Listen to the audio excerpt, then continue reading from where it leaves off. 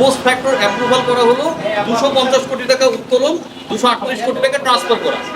অধিক নিরাপদ ব্যাংকের দিক অথবা ঝুঁকিপূর্ণ ব্যাংকের দিক, এই প্রসেসটা কি?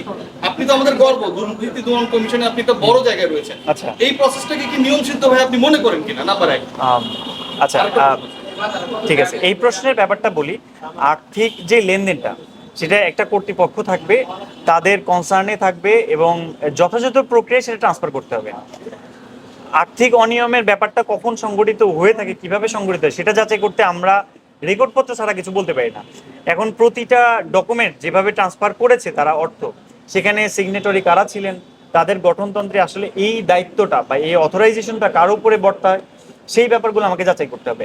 তারা যে দাবি করছেন যে সঠিক ব্যাংকিং চ্যানেলে তারা রেখেছেন বা নিরাপদ জায়গায়, সেফ জোন যেটাকে বলি, যে ব্যাংকিং, যেই আমাদের যে ব্যাংক তিনটা ক্যাটাগরি যে নিয়ে আসছে, সেটা হয়েছে কিনা আদতে, তাদের দাবিটা কতটুকু যৌক্তিক, আমার সেটা পর্যালোচনা করতে হবে। আরেকটা ব্যাপার বলে যে সরকারি বা স্বায়ত্তশাসিত প্রতিষ্ঠানে আমরা যে সিস্টেমটা বুঝি যে অর্থটা ডিপোজিট থাকবে সেটা 50-50 থাকবে, বেসরকারি ব্যাংক সরকারি ব্যাংক। আচ্ছা, বাংলাদেশ ক্রিকেট বোর্ড সেখান থেকে জনতা ব্যাংকের টাকা সরিয়ে হচ্ছে মধুমতি ব্যাংকে, হজরত আবাসিক ব্যাংকে রেখেছে। আচ্ছা, তো সরকারি ব্যাংকে আপনি 50% রাখছেন না, নিরাপদ করার জন্য আপনি হচ্ছে এমন একটা ব্যাংকে রাখছেন যেই ব্যাংকের মালিকরা হচ্ছে ওই সময়টা পালিয়ে গেছে।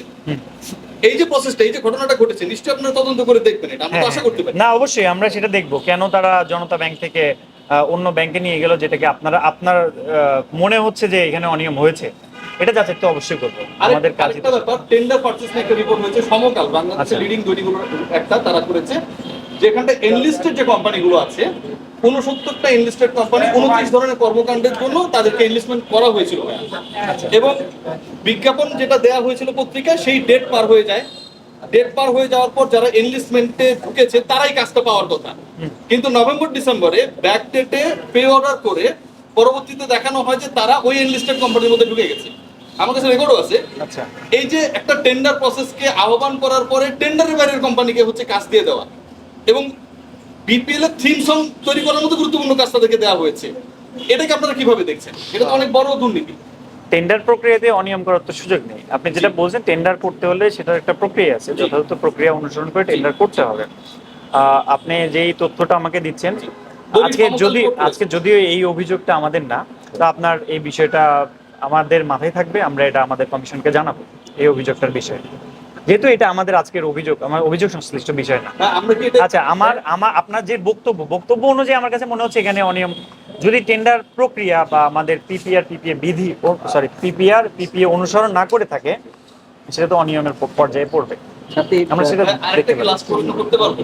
আপনি কিন্তু পাবো না সবসময়। বলেন। সেটা হচ্ছে প্রিভিয়াস বোর্ড দুর্নীতি করেছে, একই সাথে রানিং বোর্ডেও যদি একই সব ধরনের দুর্নীতি আপনার পান, আপনার তো জিরো টলারেন্স থাকবেন বোথ অফ দ্য বোর্ডের উপরে, নিশ্চয়ই এটা তো আমরা এক্সপেক্ট করতে পারি না। অবশ্যই আমরা চাই বিসিবি আমাদের সবার পছন্দের একটা জায়গা, আবেগের জায়গা, সেখান থেকে দেশকে রিপ্রেজেন্টেশন করেন আমাদের প্লেয়াররা, এখানে এটা আরো ভালো কাজ করুক, আমরা সেটাই চাইবো। পূর্বের যে অনিয়মগুলো হয়েছে, আমরা এসেছি কেন সেই অনিয়মগুলো মানে যেন যারা সংগঠিত করেছে তাদের একটা আইনি প্রক্রিয়ার মধ্যে নিয়ে আসার জন্য, এবং আমরা এটাও চাইবো না যে ভবিষ্যতে সেই বিসিবি আবার ফেরত আসুক। আমরা চাই এই বিসিবিটা আরো স্বচ্ছ সংগঠন হোক, আরো স্ট্রাকচারড হোক, আরো অর্গানাইজড হোক, ইন্টারন্যাশনাল স্ট্যান্ডার্ড ফলো করুক, যেন আমরা কোয়ালিটি প্লেয়ার পাই, আমাদের দেশের সম্মানটা বৃদ্ধি পাই, এবং আমাদের যারা এই দেশের মানুষ তারাও যেন একটু স্বস্তি পায়, তাদের যেই আবেগের জায়গা সেখানে যেন সবকিছু তাদের মনের মতোই হচ্ছে, এমনটাই তারা ভাবে। আপনি ক্লাবগুলোর কথা বলছিলেন যে কিভাবে চলে, 5ই আগস্টের পরে অনেক ক্লাবের মালিকই হচ্ছে দেশের বাইরে চলে যাচ্ছে, এবং এই ক্লাবগুলোর যে মালিকানা পরিবর্তন হচ্ছে সেটা আসলে এমনও শোনা যাচ্ছে দেশের বাইরে থেকে টাকা আসছে বা কতটুকু বৈধ উপায় আসছে সেটাও একটা বিষয়, সেগুলো নিয়ে আপনারা কোনো? আচ্ছা, এই ক্লাবের ব্যাপারটা আমরা 14টি ক্লাবের ব্যাপারে দেখলাম যে এই ক্লাবগুলোর আসলে এদেরকে কোন প্রক্রিয়াতে অনুমোদন দেওয়া হলো বা অনুমোদন দেওয়া হলো সেটা আমরা যাচাইয়ের জন্য রেকর্ডপত্র চেয়েছি। আমরা আপনাদের সাথে কথা শেষ করে আবার যাব, রেকর্ডপত্রগুলো সংগ্রহ করব। হ্যাঁ, আমরা কিছু সময় জানতে পেরেছি যে এদের মালিকানা পরিবর্তন হচ্ছে, পূর্বের মালিক থেকে নতুন কমিটি কেন হচ্ছে, কারা হচ্ছেন এবং তাদের উদ্দেশ্যটা কি, সেটা আমাদের দেখতে হবে, এটা আমরা দেখতে চাই। হ্যাঁ, আমরা কোনো পরিচালক কোনো কর্মকর্তার নাম আছে এখানে উল্লেখ করার মতো কারণ নাম পেয়েছেন আপনারা এই কোন বিষয়ে? মানে টোটাল যে আপনাদের যে অভিযান, যে অভিযানে কারো নাম কি আপনারা নাম কি আছে কর্মকর্তা কর্মচারী বিসিবি মানে এইখানে আচ্ছা এখানে আপনাদের তো সিসিডিএম থেকে এই থার্ড ডিভিশনের কোয়ালিফাইং এর জন্য অনুমোদন দেওয়া হয় বা এই পার্টিসিপেশন কল করে বা বিজ্ঞাপন দেয়, তারপরে তারা সেই কোন প্রক্রিয়াতে একটা প্রক্রিয়াতে গিয়ে তাদেরকে অংশগ্রহণ করায়। আমরা দেখেছি যে মাত্র দুইটা টিম তারা এনলিস্টেড হয়েছে, তাদেরকে দিয়ে একটা খেলার আয়োজন করে পরবর্তী তাদের দুজনকে কোয়ালিফাই করে দিয়েছে। এখন এইটা কি আরেকটু কম্পিটিটিভ করা যেত কিনা, সেই সময়ে বোর্ড মেম্বার কারা ছিল, মানে এই কমিটিটা কারা ছিল সিসিডিএম, সেই কমিটির তথ্য আমরা সংগ্রহ করেছি, সেটা আমরা দেখবো। এবং অনেকটা সময় ছিল, বিভিন্ন সময়ে বিভিন্ন কমিটি ছিল। এখন সুনির্দিষ্টভাবে আমি বলে দিতে পারছি না যে এই ব্যক্তিরা দায়ী ছিল, কারণ আমাদের আর যাচাই করতে হবে সুন্দরভাবে, রেকর্ডপত্রগুলো আমরা আরো বিশ্লেষণ করবো, সেই অনুযায়ী আমরা বলতে পারবো যে আসলে এখানে কারা ছিল। বলছিলেন যে অভিযোগ করেছে, অভিযোগগুলো কারা করেছে? আমরা আসলে অভিযোগকারীর নাম তো প্রকাশ করতে পারি না। আমরা তো অভিযোগ বিভিন্নভাবে আমাদের কমিশনে অভিযোগ আসে, অথবা আমরা স্বপ্রণোদিত হয়ে বিভিন্ন সোর্স থেকে অভিযোগ সংগ্রহ করি। আমাদের কাছে মনে হয় যে এগুলোতে অনিয়ম থাকতে পারে, আমরা সেটা ড্রাইভ করি, আমরা সেটা বের করার চেষ্টা করি। এখন অনেকেই অভিযোগ করে থাকে। আমাদের কি স্পেসিফিক কারণ আমি করেছি? এখানে যে অভিযোগটা আসছে সেই অভিযোগ তো গঠনতন্ত্র নিয়ে, থার্ড ডিভিশন বাছাই প্রক্রিয়া নিয়ে। এখানে সিসিডিএম এ পুরোটা, সিসিডিএম এ তো অনেকজন ছিলেন কমিটিতে, এমন সুনির্দিষ্ট ব্যক্তিত্ব নাম আছে। আমি রাজু আহমেদ, সহকারী পরিচালক। সংশ্লিষ্ট সব নথি পেয়েছেন কিনা, বা আমরা একটু আগে দেখেছি বিসিবি প্রেসিডেন্ট এসেছে, যে আপনি বলেছেন যে অ্যাকাউন্ট ট্রান্সফার বা এইসব বিষয়ে ওনার সাথে সরাসরি কথাবার্তা হয়েছে কিনা? আমরা এখন আসছেন, আমরা আরো কিছু রেকর্ডপত্রের জন্য চাহিদা দিয়েছি। আমরা এখন যাব, আবার কিছু রেকর্ডপত্র সংগ্রহ করব, প্রেসিডেন্টের সাথে কথা বলবো।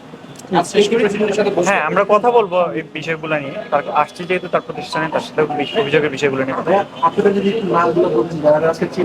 আচ্ছা, আমি রাজু আহমেদ, সহকারী পরিচালক, আনোয়ার হোসেন, সহকারী পরিচালক, সুভাষ চন্দ্র, সহকারী পরিচালক, আর পেছনে আছেন হেলাল, আমাদের এএসআই। 4 সদস্যের একটা টিম। আজকে অভিযানের বিষয়টা ছিল তৃতীয় বিভাগে বাছাই প্রক্রিয়াতে অনিয়ম, পাশাপাশি গঠনতন্ত্র এবং অন্যান্য আর্থিক অথবা বিভিন্ন দুর্নীতি বা অনিয়মের বিষয়ে এটা সার্বিক অভিযোগ নিয়ে আমরা আসছি। এটা সুনির্দিষ্ট একটা অভিযোগ ছিল। সেই অভিযোগের আলোকে আমরা এখান থেকে রেকর্ডপত্র সংগ্রহ করেছি। আমরা সকাল থেকে এই পর্যন্ত বিভিন্ন রেকর্ডপত্র পর্যালোচনা করলাম, বিভিন্ন ব্যক্তি সংশ্লিষ্ট যারা আছেন তাদের সবার সাথে কথা বললাম। কথা বলে এই আমরা মাত্র অভিযান এখনো আমরা শেষ করতে পারিনি, আমাদের কিছু কাজ এখনো বাকি আছে। আমরা আরো কিছু রেকর্ডপত্র পর্যালোচনা করব, সংগ্রহ করব, কিছু বক্তব্য গ্রহণ করবো। অসঙ্গতি, হ্যাঁ, তৃতীয় থার্ড ডিভিশন যে কোয়ালিফাইং সেই প্রক্রিয়াটা একটা সময় ছিল, যেটা এন্ট্রিটা খুব সহজ ছিল, ইজি অ্যাক্সেস। সে সময় প্লাস 60 or 70 এরকম একটা টিম অংশগ্রহণ করতে পারত। কিন্তু পরবর্তীতে দেখা যায় 2022-এর পর থেকে কিছু বার ক্রিয়েট করা হয়, একটা রেস্ট্রিকশন চলে আসে, সেখানে 2-3টার বেশি টিম পার্টিসিপেশন করতে পারে না। সেক্ষেত্রে এটা লেস কম্পিটিটিভ হয়ে যাচ্ছে, প্লাস আমাদের যে ন্যাশনাল টিমের জন্য ভালো প্লেয়ার তৈরির যে পাইপলাইনটা সেটা খুবই সীমিত হয়েছে। সেই ব্যাপারটাই আমরা বরাবরই ফোকাস করেছি, এবং আমরা দেখেছি যে এখানে এমন কিছু রেস্ট্রিকশন বা শর্তাদি দেওয়া হয়, যে শর্তাদিটা আমাদের দেশের যে যারা ক্রিকেট ক্লাবগুলো আছেন, যারা হয়তো বা আমাদের দেশের যে ইকোনমিক কন্ডিশন আছে, সেখানে আমরা যে প্লেয়ারগুলো তৈরি করতে বা তাদেরকে যে সহায়তা করতে, অনেক ক্ষেত্রে আমরা দেখি বিভিন্ন প্রত্যন্ত অঞ্চল থেকে আমাদের খুব ভালো মানের প্লেয়ার উঠে আসছে, কিন্তু সেই পদগুলোকে রুদ্ধ করা হয়েছে। আমাদের কাছে এটা প্রাথমিকভাবে মনে হচ্ছে। অন্যান্য দিকে অবস্থান আপনি কি পেলেন সেটা কিন্তু বলা যাবে? অন্যান্য কোন দিক? এর আগে আপনারা এসেছিলেন, এবারও আসলেন, ফিনান্সিয়ালি কোনো? আচ্ছা, এর আগের যে বিষয়টা ছিল সেই অভিযোগটা আরেকটা টিম হ্যান্ডেল করছে, তাদের যে রিপোর্টিংটা তো সেটা আমি জানতে পারি না। আজকে আমার যে রিপোর্টিংটা ছিল, এটা থার্ড ডিভিশন কোয়ালিফাইং এর ইস্যুটা কতটুকু স্পষ্ট বা স্বচ্ছ কিনা, যৌক্তিকতা কতটুকু বা এর বৈধতা কেমন, এই ব্যাপারগুলো আমরা বাছাই প্রক্রিয়াতে অনিয়ম ছিল কিনা সেটা দেখলাম। পাশাপাশি বিসিবি যে গঠিত হয়েছে, এটা একটা গঠনতন্ত্রের আলোকে পরিচালিত হচ্ছে। সেই গঠনতন্ত্রটাকে কতটুকু বৈধ বা কতটুকু সিদ্ধ, সেই ব্যাপারটা আমরা আজকে পর্যালোচনা করেছি। আমাদের কাছে অভিযোগ ছিল যে গঠনতন্ত্রে কিছু অ্যানোমালিজ আছে, আমরা সেই ব্যাপারটা দেখেছি। এখানে গঠনতন্ত্র নিয়ে যে কোয়েশ্চেনগুলো উঠেছিল, সেক্ষেত্রে আদালতের একটা রায় ছিল, সেই জাজমেন্ট অনুযায়ী পরবর্তীতে গঠনতন্ত্র সংশোধিত হয়ে বর্তমানে সেটার আলোকে পরিচালিত হচ্ছে। তবে গঠনতন্ত্রে আমরা পর্যালোচনা বা যাচাইয়ের ক্ষেত্রে যে একটা বিষয় খেয়াল করেছি, যে এখানে একটা খুব সুন্দর স্ট্রাকচার্ড এবং অর্গানাইজ একটা প্রতিষ্ঠান হিসেবে তৈরি হওয়ার কথা ছিল বিসিবি, কিন্তু এই জায়গাতে আমরা গ্যাপ পেয়েছি। এখানে সঠিক চাকরি বিধিমালা নেই বা একটা অর্গানাইজেশন হিসাবে স্ট্রাকচার বা সুগঠিত থাকবে, সে ব্যাপারটাকে আমরা এখানে গ্যাপ দেখেছি। তো আমরা এই বিষয়টা আরো পর্যালোচনা করতে চাই, আমরা দেখতে চাই যে আদতে ব্যাপারটা কেমন এখানে, বা উদ্যোগ গ্রহণ করা হয়েছিল কিনা, বা এখানে ভবিষ্যতে কি কর্ম পরিকল্পনা আছে, বিগত সময়ে কেন এটা তৈরি করা হয়নি, সেই বিষয়গুলো আমরা যাচাই করতে আপনারা তো মানে এখন দেখলেন একটা জিনিস পেলেন, হয়তো আপনাদের একটা ফাইন্যান্স আছে, তারপরে আরে ভাই কিভাবে হবে, কিভাবে action আসবে? আমরা তো এনফোর্সমেন্ট অভিযান পরিচালনা করি, সেটার আলোকে একটা রিপোর্ট, সেই রিপোর্টের প্রেক্ষিতে কমিশন যে সিদ্ধান্ত নেবে সেই সিদ্ধান্তের আলোকে পরবর্তী কার্যক্রম পরিচালিত হবে। আজকে শুধু আপনাদের তিনটি বিষয় নিয়ে আসছে, আচ্ছা। গঠনতন্ত্র, হ্যাঁ। একটা হচ্ছে সিন্ডিকেট, আর একটা হচ্ছে আর্থিক অনিয়ম। আচ্ছা। আর্থিক অনিয়ম নিয়ে আসছে কি হয়েছে? আর্থিক অনিয়ম, হ্যাঁ বলেন। বিপিএল হচ্ছে এর আগে যে টিমটা এসেছিল তারা হচ্ছে 8টা আসরের ফাইল খুঁজে পেয়েছিল, 2টা আসরে বাকি ছিল যেটা ওই সময় প্রোভাইড করেন এবং আমাদেরকে ওই সময় ওই বিষয়ে কোনো ইনফরমেশন দেয় আজকে কি আপনারা সেই বিষয় পেয়েছেন প্রথম এবং দ্বিতীয় আসর নিয়ে? আসলে বললাম আজকের অভিযোগটা সম্পূর্ণ ভিন্ন। আমরা সেই অভিযোগটা নিয়ে কাজ করছি না যেটা পূর্বের টিম করেছে। পূর্বের টিমের কাজ তাদের ফলো আপে ছিল বা আছে, তারা সেটা নিয়ে কাজ করবে। এখন আমি সেই বিষয়ে কিছু বলতে পারছি না। তবে আজকের আর্থিকের বিষয়টা হচ্ছে, আপনারা রিসেন্ট একটা নিউজ দেখেছেন যে অ্যাকাউন্ট ট্রান্সফার হয়েছে, অ্যাকাউন্টের টাকা ট্রান্সফার হয়েছে ব্যাংক থেকে। সেই সংক্রান্ত রেকর্ডপত্র আমরা সংগ্রহ করি। যতটুকু জানতে পেরেছি, তাদের গঠনতন্ত্র অনুযায়ী যে সিগনেটরিগুলো থাকে তাদের সিগনেচারেই এই ট্রান্সফার করা হয়েছে। তাদের ব্যাখ্যা অনুযায়ী যে এখানে যে রিস্ক জোন ব্যাংকগুলো ভাগ করা হলো, ক্যাটাগরাইজ করা হলো, সেখানে তারা যেটাকে মনে করেছে অধিক নিরাপদ সেখানেই ট্রান্সফার করেছে। এই বিষয়টা আমাদের কাছে তাদের ব্যাখ্যা ছিল। আমরা এই বিষয়ে রেকর্ডপত্রগুলো আরও সংগ্রহ করেছি এবং আমরা প্রেসিডেন্টের সাথে কথা বলবো।